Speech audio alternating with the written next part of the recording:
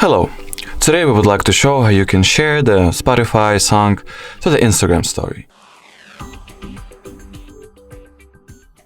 So first of all, open up the song that you would like to add to your Instagram story.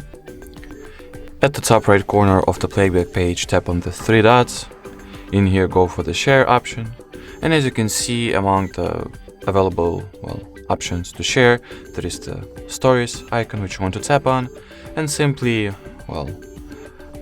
I'm personally not logged into the Instagram, but if you'll have your account set up and signed in, it will forward you to the story editing page with this particular song already added to it, and from then you are able to simply publish it.